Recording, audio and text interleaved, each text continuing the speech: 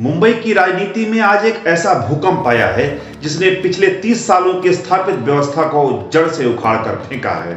भारत का सबसे अमीर नगर निगम बीएमसी, जिसका बजट कई राज्यों से बड़ा है, अब ठाकरे परिवार के हाथ से निकलकर भारतीय जनता पार्टी के पास आ गया है। आज हम इस वीडियो में गहराई से विश्लेषण करेंगे कि कैसे देवेंद्र फडणवीस की रणनीतियों ने उद्धव और राज ठाकरे के पुनर्मिलन को विफल कर दिया। क्या लाड़की बहन योजना ने महिलाओं का दिल जीत लिया और एआईएमआईएम की एंट्री ने कैसे विपक्ष का खेल बिगाड़ा। सीधे आंकड़ों पर आ जाते हैं। 227 सीटों वाली बीएमसी में बहुमत के लिए 114 सीटों की जरूरत थी।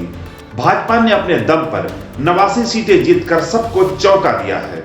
उसके साथ ही एकनाथ शिंदे की शिवसेना ने 29 सीटें जोड़ी, जिससे महायुति का आंकड़ा 118 तक पहुंच गया है।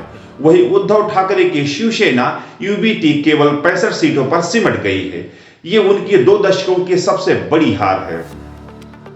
कांग्रेस को 24 और राज ठाकरे की मनसे को केवल 6 सीटें ही मिल सकी हैं। आखिर भाजपा की इस जीत के पीछे का असली राज क्या है? वो है ट्रिपल इंजन की सरकार का मंत्र। मुंबई ने लोगों को देखा कि कैसे राज्य और केंद्र सरकार ने कोस्टल लोड, मेट्रो नेटवर्क और ट्रांस हार्बर लिंक जैसी परियोजनाओं का रिकॉर्ड समय में पूरा किया। भाजपा ने प्रचार किया कि यदि बीएमसी में भी उनकी सत्ता आती है तो शहर का विकास और तेज होगा। 74,427 करोड़ का बजट अब सीधे इन बड़ी परियोजनाओं पर खर्च होगा, न कि फाइलों में उलझेगा। 2026 के बृहन मुंबई नगर निगम यानी कि बीएमसी चुनाव न केवल भारत की वित्तीय राजधानी के लिए एक प्रशासनिक बदलाव थे, बल्कि वे महाराष्ट्र की राजनीति में एक युगांतरकारी घटना के रूप में उभरे हैं। पिछले 3 दशकों से जिस बीएमसी पर अविभाजित शिवसेना का निर्विवाद वर्चस्व था, वो भारतीय जनता पार्टी यानी कि बीजेपी के नेतृत्व वाले महायुति गठबंधन ने 114 सीटों के बहुमत के आंकड़े को पार करते हुए 118 सीटें हासिल कर नए राजनीतिक युग की आधारशिला रख दी है। यह जीत केवल सीटों के गणित तक सीमित नहीं है, यह मराठी अस्मिता की पारंपरिक राजनीति पर ट्रिपल इंजन विकासवाद की जीत है। 74,427 करोड़ रुपए के विशाल वार्षिक बजट वाली इस संस्था पर नियंत्रण प्राप्त करना भाजपा के लिए केवल एक रणनीतिक अनिवार्यता थी, जो अब 2029 के विधानसभा चुनाव के लिए एक शक्तिशाली लॉन्च पैड के रूप में कार्य करेगी। बृहन मुंबई नगर निगम भारत का सबसे धनी नगर निकाय है, जिसका बजट गोवा और हिमाचल प्रदेश जैसे कई छोटे राज्यों के वार्षिक आय से भी अधिक है। ऐतिहासिक रूप से 1997 से यह संस्थान ठाकरे परिवार और शिवसेना की शक्ति का केंद्र रहा है। हालांकि 2022 में शिवसेना के भीतर हुए विभाजन के बाद जब एकनाथ शिंदे ने विद्रोह किया, तब से बीएमसी का नियंत्रण केवल नगर पालिका की शक्ति का नहीं, बल्कि विरासत और राजनीतिक वैधता की लड़ाई भी बन गया था। 2026 के चुनाव का परिणाम इस बात का प्रमाण है कि मुंबई के मतदाताओं ने प्रशासनिक स्थिरता और विकास की निरंतरता को पहचाना है।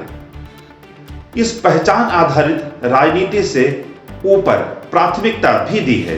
भाजपा ने 89 सीटों पर स्वतंत्र रूप से जीत दर्ज की, जबकि उसके सहयोगी एकनाथ शिंदे के नेतृत्व वाली शिवसेना ने 29 सीटें हासिल की, जिससे गठबंधन की कुल संख्या सब मिला करके 118 हो गई। इसके विपरीत उद्धव ठाकरे के नेतृत्व वाली शिवसेना यूबीटी 25 सीटों से ज्यादा 65 सीटों पर आकर सिमट गई, जो पिछले 2 दशकों के सबसे कमजोर प्रदर्शन है। ये आंकड़े स्पष्ट करते हैं कि भाजपा का स्ट्राइक रेट उल्लेखनीय रहा है। पार्टी ने केवल 135 सीटों पर चुनाव लड़ा और उनमें से 89 सीटों पर जीत हासिल की है, जो शहरी मध्यम वर्ग और गैर मराठी भाषियों के बीच इसकी गहरी पैठ को दर्शाता है। जनादेश को विशेष रूप से निम्नलिखित मेगा प्रोजेक्ट्स के समर्थन के रूप में देखा जा रहा है। मुंबई कोस्टल रोड, इस परियोजना ने यातायात की समस्याओं को हल करने की राज्य सरकार की क्षमता में जनता का विश्वास बढ़ाया है। दूसरी परियोजना का नाम है मेट्रो रेल नेटवर्क। मुंबई के उपनगरों को जोड़ने वाली मेट्रो लाइनों का विस्तार भाजपा के कनेक्टिविटी एजेंडे का मुख्य हिस्सा था। अब बात करेंगे तीसरे पॉइंट की, ट्रांस हार्बर लिंक। इस परियोजना ने नवी मुंबई और मुख्य शहर के बीच की दूरी को कम कर नए आर्थिक गलियारों की संभावना जगाई है। यद्यपि ठाकरे गठबंधन, यूबीटी और मनसे ने दक्षिण और मध्य मुंबई के पारंपरिक मराठी क्षेत्रों जैसे दादर, लालबाग, परेल और वर्ली में अपना वर्चस्व बनाए रखा है, लेकिन वह उपनगरों में भाजपा की बढ़त को रोकने में विफल रहे।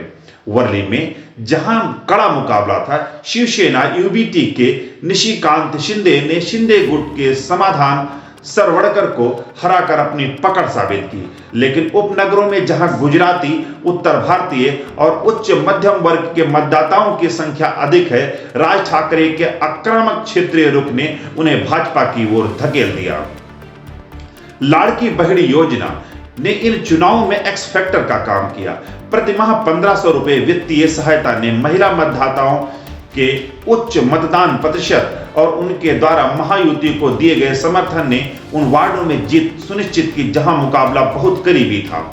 इसके साथ ही भाजपा के घोषणा पत्र में महिलाओं के लिए बेस्ट BEST बसों के किराए में 50% की कटौती और महिला उद्यमियों के लिए 5 लाख रुपए तक के ब्याज मुक्त ऋण जैसे वादों ने इस समर्थन को और पुख्ता किया।